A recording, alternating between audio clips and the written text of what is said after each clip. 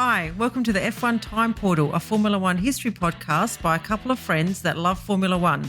I'm your host, Rosa. And I'm your Pong host, Luigi. And today we're rating drivers from the 1972 season for our special series, the Time Portal Championship. So let's go. Hang on, before we get into your weird, I think it's a song, we want to welcome Andrew back with us. Hello, Andrew. Hi, Rosa. Hi, Luigi. Great to be back. I think it's been about 4 years since I saw you guys last.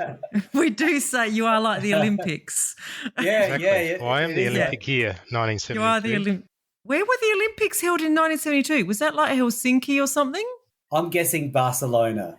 Barcelona. It was either Montreal or Munich or... Is someone looking it up? I'm looking Munich it or up. Montreal, I reckon. Okay. Might have been Munich. This is my birth year. Oh, I keep saying that. Then I'm giving my age away. It's Munich, Andrew. You're correct. Oh, there you go. What a surprise. Very good. There you go. Yes, Munich. Munich Olympics. Yes. Yes, so welcome, Andrew. And this is going to be like Luigi and I are under the pump every time Andrew's on this thing. Yeah, it's He comes out with the stats and the point-making bucket of crap that he's got. Like, it's just going to be... I get very nervous. It's like we go from one extreme. It's like the other extreme is my sister Loredana, where people get votes for being sexy and spinning is sexy. That's right. And Son, my special friend, who also has unique reasons for votes. Very unique take. Yes. Yeah, and then you've got Andrew, which is like hardcore facts. So, yeah. Yep. And we it's just good to mix it up a bit, I think. Yeah.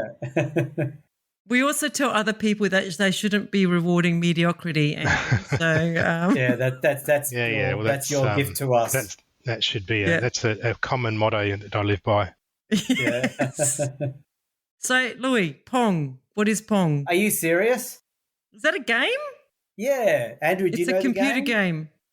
Yeah, well, that was the original sort of table tennis game, wasn't it? It was like the Atari or one of the original ones. It was Atari. I'm just having a quick image. I'm pretty sure Pong is like that game. Yeah, that's the game where you played tennis on either side and you bounced the ball and you moved the paddle up and down only. Right. We're talking 72 here. So is this 72 that Pong that's when came it out? was So released. it must have been the first sort of mass-produced computer type. Yeah, one of the first video games to gain widespread popularity. So there may have been others before it, but they weren't mainstream. Right. Yeah. Very good. Anyway, that's 72. And now we can wrap up the episode. No, a lot more happened in 72. We just finished the episode, Andrew, and we found out that we already knew that Emerson Fittipaldi won the championship, of course, the youngest ever world champion until, do you know who beat his record? Never guess. I would have thought Vettel and then Verstappen, or just maybe Vettel. Oh, wait, not now. Who broke it after him? Previous. Yeah. Was it Senna, or was that? No, after Senna. Oh, okay. Alonso. Yes. 2000 and what year? 2000. Oh, I know. Pick me.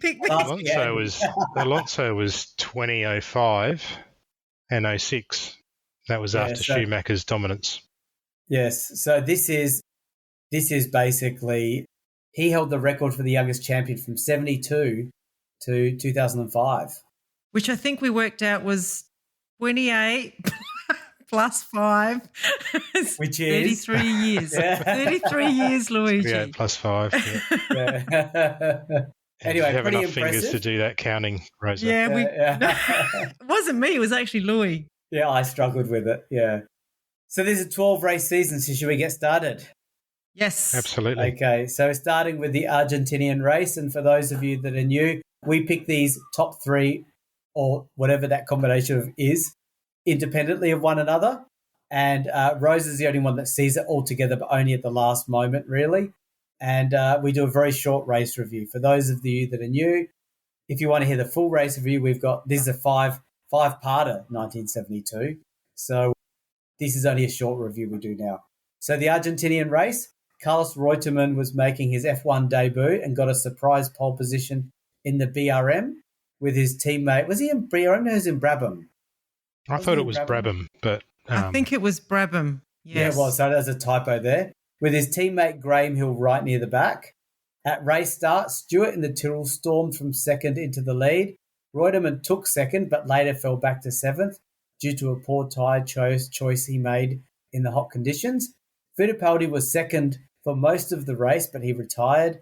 Holm finished a distant second, 30 seconds behind Stewart, and the Ferrari pair of Ickx and Regazzoni inherited third and fourth, despite not making much of an impression in the race. I don't know why I had to kick into Yeah, you can tell Ferrari's you wrote guts. that one. Yeah. Exactly. Bloody. Okay. Over to you. Andrew, your top three and why? All right, so I'll go third to first. So third, I went Reutemann, even though he didn't get any points. He took the pole positions, a hometown favourite, and did inject some life in the race. Denny Holm, I had the second place. He had a strong drive passing Fittipaldi on the way. And Jackie Stewart dominated the race, so deserved the win and my 8 points. It's very, very sensible tips there. Yeah, I have sensible. no issues. Yes. Mine's not too dissimilar, I think. Just a little bit of a shuffle. I have two equal third drivers. I've got Holm in equal third. Came second, reliable and steady. And Fittipaldi in third place. Should have come second, but for a car issue, so I gave him third. I actually gave Reutemann second place on his own because he got pole on debut, which is special. And he, being an Argentinian driver in Argentina, that would have been a huge amount of pressure and attention. And while he finished second, he was up there for the first 8 laps and he did thrash his teammate. I mean, he should have finished second is what I think, except for the tyre choice, and he thrashed his teammate. And first was Stewart. Awesome domination of the race from the start. Andrew, what lap did Fittipaldi retire? 61. Out of 95. 95, not bad. Yeah, that's nearly two-thirds yeah. distance, so that counts. Yeah. I can handle that. Yeah, good try, Rosa. Rosa, you better check your facts more carefully before you... Well, I had kind of the same as you guys, except maybe a bit different. I had Holm third, consistent drive for second. Luigi hates it when I use the word Holm's consistency somehow. I've put Reutemann second. Great debut pole at home. By choice, the poor guy was the victim of bad team strategy on the tyre choice. They chose the wrong tyres. They went off quick. It was too hot. He would have finished on the podium if it wasn't for that tyre choice, I think. So I've given him second. And then, I've put Stewart first. Dominant performance. Even though he didn't get pole, he dominated the race. Thoughts? Feedback? Nothing? Right. All pretty straightforward from my perspective. Nice, easy start for everyone. Surprising for you, Rosa. Sensible. It's a gentle start. It's a gentle start. Yep. Just a nice little volley over the net. So we've got, after the first race, Stewart in first place on 24, Reutemann second on 16, and Holm third on 12. Right, we're on to race 2 in South Africa. Stewart set a blistering time of 1 minute 17 in the first hour of practice, which was enough for pole position. Regazzoni in the Ferrari was second and Fittipaldi in the Lotus third. Hailwood fourth, he's in the Surtees, and Holm fifth in the McLaren. At race start, Regazzoni made a poor start to be 12th. Holm charged into the lead, but Stewart took that lead quickly. Stewart was then in control. He was challenged heavily by Hailwood, who at the quarter distance mark was lining up to take the lead. He had a car issue and retired, but this did not leave Stewart off the hook, as now Fittipaldi in second had a 16-lap nose-to-tail battle with him, and Holm was a few seconds back. Stewart had an issue, so Fittipaldi inherited the lead. Then, nearing the end, Fittipaldi had handling issues, which allowed Holm to take a comfortable win by about 13 seconds. Fittipaldi second and Revson a fortuitous third. Ferrari was nowhere to be seen. You can tell Luigi writes these things, can't you? And he's like smiling at the end of it. Yeah, I think it is unusual, but I don't know why I wrote these things. I do. All right, over to you, Andrew. All right, so I ended up, well, I went a bit rogue on this one. I decided to have 4 first place because I couldn't actually choose between the 4 drivers. So I ended up going with Jackie Stewart was one of them because he took pole, quite possibly had the quickest car, but had car issues and had to retire. Hailwood injected some excitement early and was fast until he retired. Fittipaldi had a good consistent drive and also had car issues. And Denny Holm was the eventual winner, so needed to be recognised. So I thought it was really difficult to split all 4 of them because I think at any point in time, either of all 4 could have won the race. So you just sat on the fence. I pretty much took the coward's way out. Yep. Yeah, I was going to say, I wasn't going to say cowards or I was going to say a different thing. I was just going to say, you've made it seem fair, but the thing that's unfair about it is look at poor Hailwood. He's in the weakest car, and you haven't given him that moment in the sun that he deserved because the other guys, they've been there, done that. It's how Fittipaldi's the only thing I would say though is champion, Stewart's a champion, and you just said, "Oh, Hailwood, yeah, whatever." Well, he only lasted 28 laps out of 79, so he didn't even reach my sort of half race distance threshold, and I've given him equal first place. So okay. I feel like that's fairly generous. Okay. Yeah, fair point. Okay. But yeah, I did recognise his performance. Okay. And I don't mind a half a point either. So 4.5 points to all of them. Yeah, I know you stuffed up all my adding up, Andrew. Thanks a lot. Okay, so I've got Holm in third, won the race. I felt like he inherited it sort of twice, but he did make an awesome start to take the lead from 5th on the grid. So I'm giving him due credit for that. Stewart, I also felt like he should have won the race and awesome qualifying. And I gave Hailwood first. He qualified 4th in the 30s. No wonder you were arguing so hard with Andrew. Yeah. His teammate was way back and he was inspired and nearly took the lead. And I felt like if Hailwood didn't get hit with car issues, he could have won this race in a surtees. He wouldn't have won the race. This is like a 2025 Haas, you know? Yeah, but I doubt he would have won the race. He wouldn't have been able to hold on.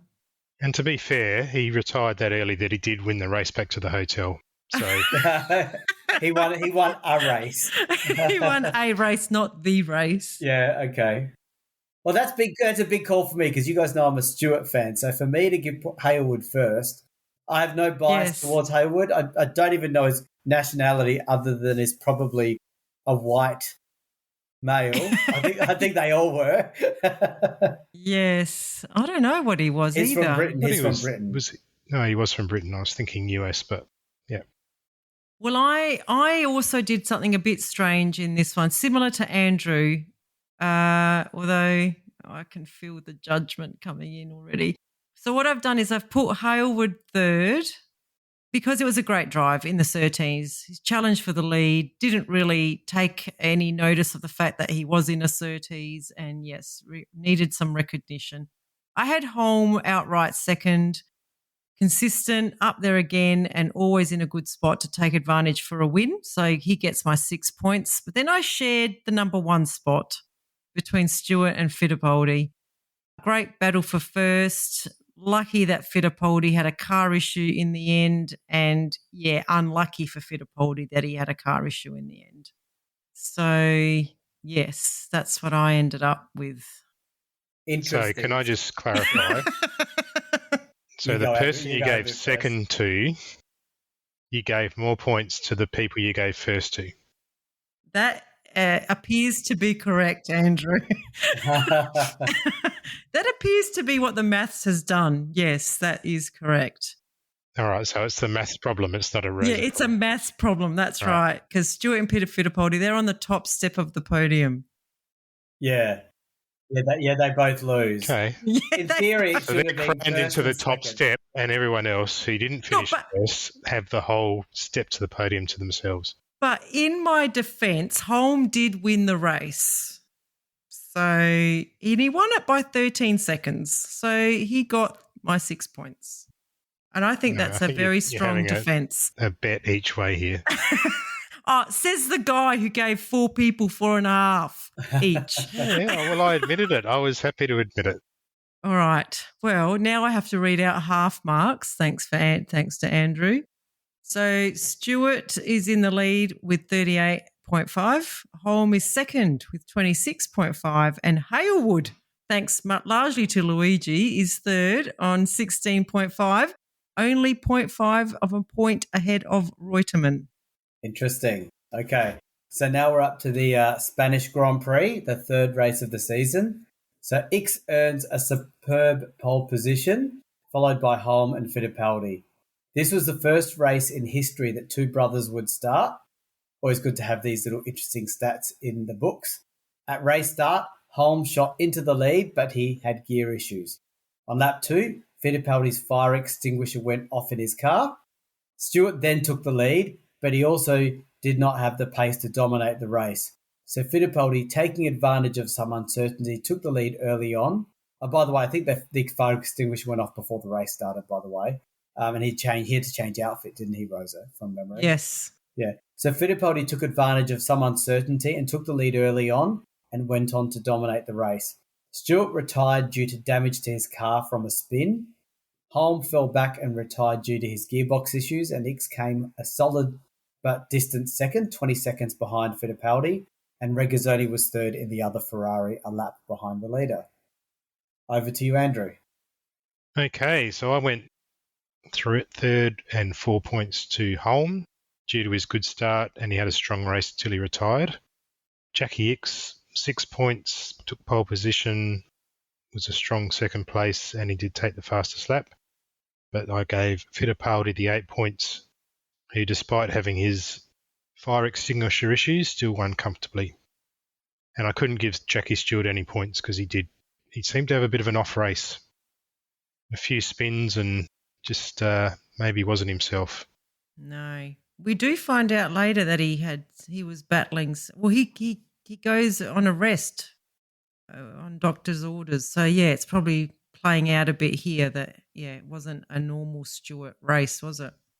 No. So I do want to challenge Holm, and I had to check exactly what lap he retired, and it is just met Andrew's requirements. Yeah, lap 48 of 90. So yeah. Ooh. just three laps earlier, and it would have been out, right? I think the other thing is you need, I look at it and think, well, if I don't give it to him, who else can I give it to? And there was no one else. Regazzoni finished third, but he was a lap down. There was a few other sort of also rans that probably lucked into some points. Well, I can give you who to give it to. I'm waiting. Oh, surely not Jackie Stewart. No, not Jackie Stewart.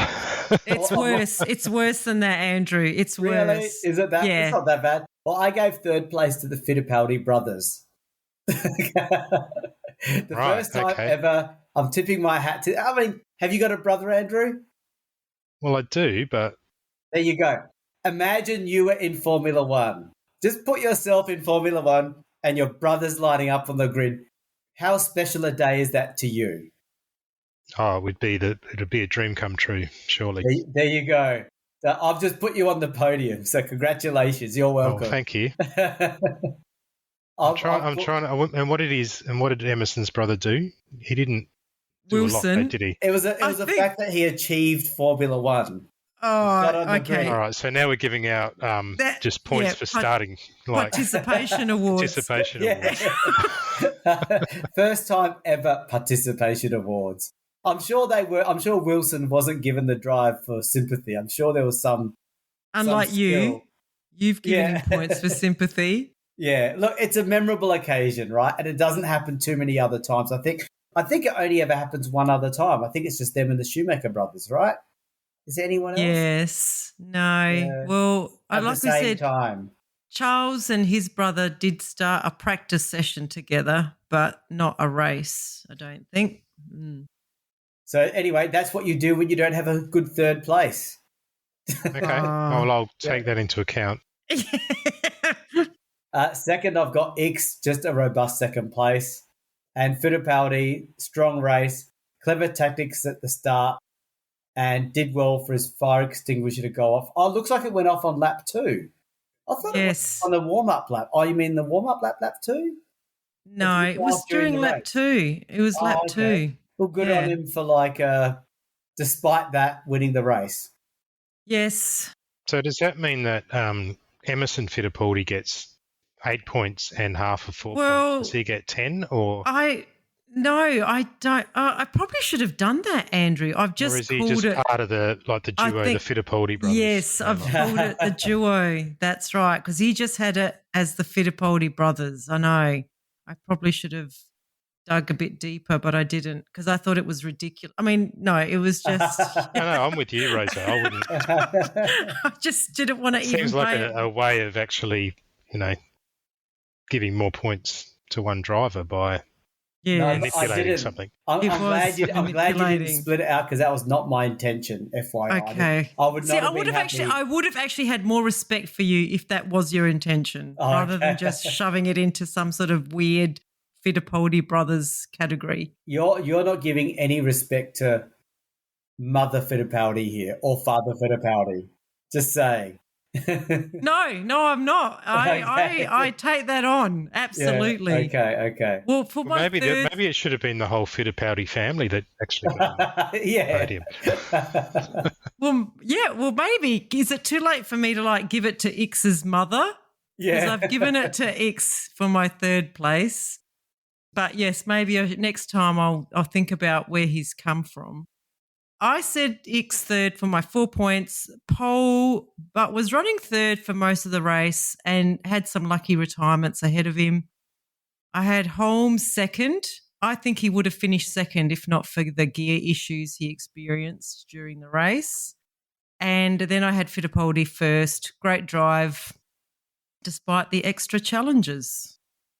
Okay. Yep. So, Can't disagree. Okay. I'm happy with that. So we have Stewart on 38.5, Holm on 36.5, and Fittipaldi on 34.5. Very close. All right, I'm going to do Monaco Grand Prix. Okay. So Fittipaldi took pole against a determined X in the Ferrari. On race day, conditions were atrocious, so much so that a special 30-minute session was created to enable drivers to acclimatise. The royal family joined the session on the track, luckily with no incident. To the race, Beltoise in the BRM from fourth made the start of his life and charged into the lead. He drove the whole race in atrocious conditions that did not let up. And after 2.5 hours, he won the race by nearly 40 seconds against the wet weather expert, X. The only other highlights are that Stewart made a strong charge from 8th on the grid to nearly take second from X at the halfway mark. But he spun, then his engine had issues, apparently due to wet electrics. So X finished second and Fittipaldi from pole finished a distant third, having been lapped. Over to you, Andrew. All right, so I went 4 points to Jackie Stewart. I just said despite a spin, was fast enough to finish second before we had car issues. Jackie X, strong, consistent race with no errors, so 6 points.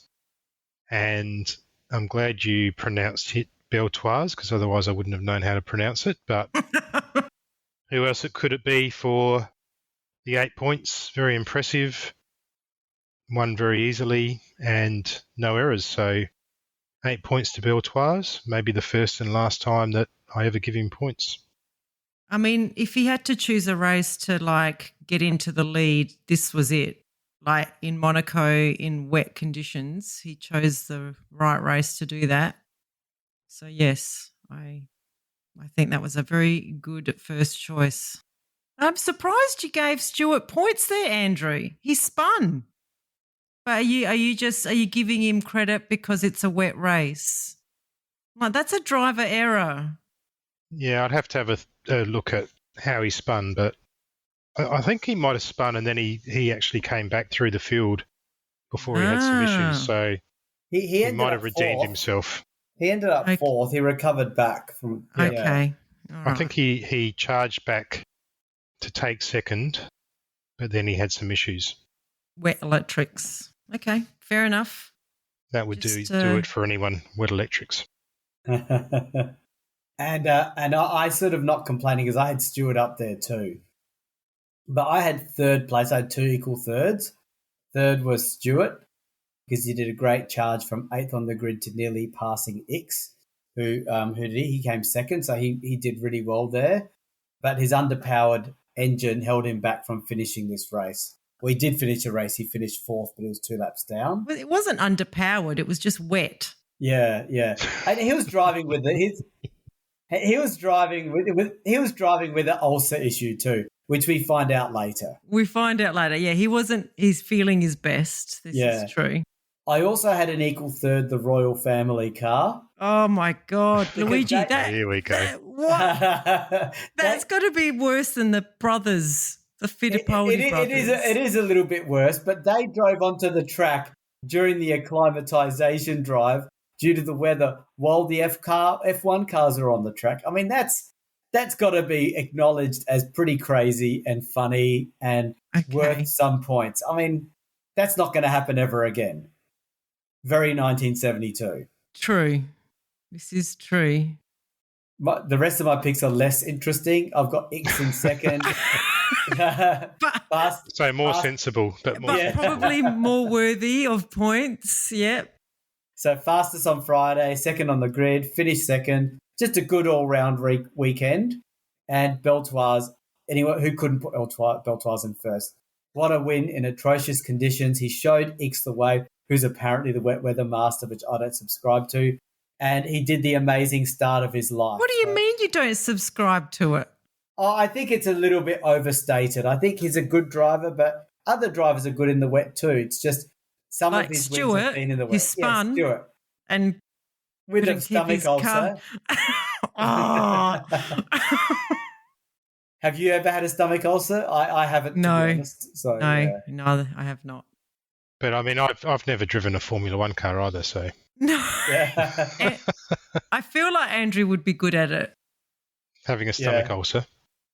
Yeah. Well, I put in my third spot, I put BRM. Just welcome back to the big league.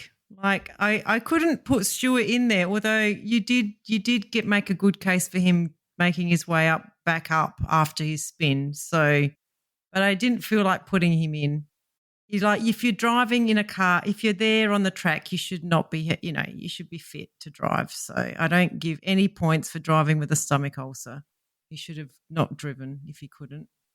Ix second, good to stay in second with no visibility and no spin. Wet weather master. And then Beltoise, great start, set up the win in those conditions from fourth. Like I said, best race for him to do that in wet weather. I just want to challenge the BRM pick. Oh, come on. We haven't seen BRM up the top since 1968 or something. Yeah, but I think to say, I can't talk because I'm the one that did the Fittipaldi brothers and the royal family. But when you're going to return BRM to the big league, that's when you've got them both up there, both on the podium. But the other BRM, ironically, was Helmut Marko, who was in 8th place 3 laps behind. So it's Beltoise first in the BRM, then Marko in 8th. Where's the next BRM? That's it. Yeah. Yeah, well, I think to me it was probably more about the driver than the car. Yeah, that's why I think you're giving BRM too much credit. All right. But yeah, anyway. I reckon just sit back down, royal family car, and reckon Fittipaldi brothers. Yeah, well, like I said, I couldn't give it to Stuart. I'm starting to feel good about giving equal first place to 4 drivers with some of the stuff you guys have come up That's with. probably the most sensible one. But yeah, I couldn't give it to Stuart, but I will concede that I didn't read closely enough that he had pushed his way back up after his spin. So I'll take that on notice. Okay.